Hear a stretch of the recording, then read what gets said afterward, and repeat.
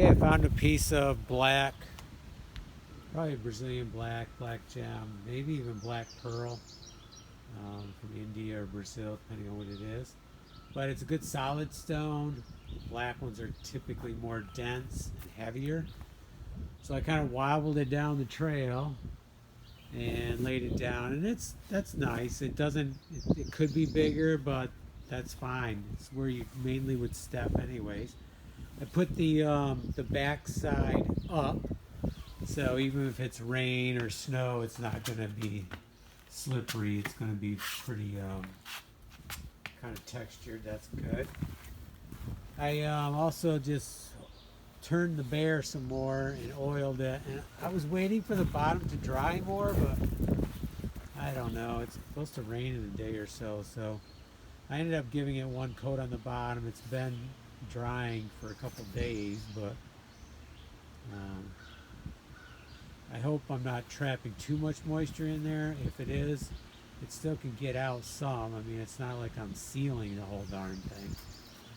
Okay, so I thought I had everything jacked up, but I now realize that this side right here really should come up some more, and I'm basing that on the inside brickwork. So if you look here, this post is down a little bit. So that's an indication that something has settled, because there really isn't pressure on that post. I mean, the way this is built, there shouldn't be much pressure on this post. I mean, excuse the mess. We're going to be cleaning this. But one of these goes straight across, and then the others tie into it. So this post was not, I didn't have to put this post here, but I had made it just in case. And since it was so nice, I put it in anyways. And I'm glad it's there. It's just more support.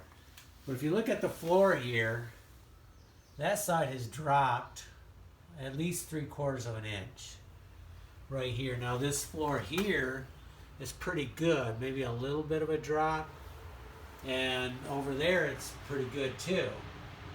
But it's definitely dropped right in here. So from right here over to there really should come up probably an inch right along there, you know, like a 1/2 inch over here and probably a 1/2 inch over there.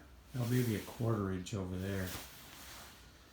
So I'm gonna have to wait till I have some help again, bring the bars down. It'll be a little bit different this time because the ledge is right there, so we're gonna have to probably stand on the ground and pull down while somebody shoves stone up. And this is this gazebo is not light. This is basically hardwoods. So it's not light, but with 2 people on the bars, you can get it to move.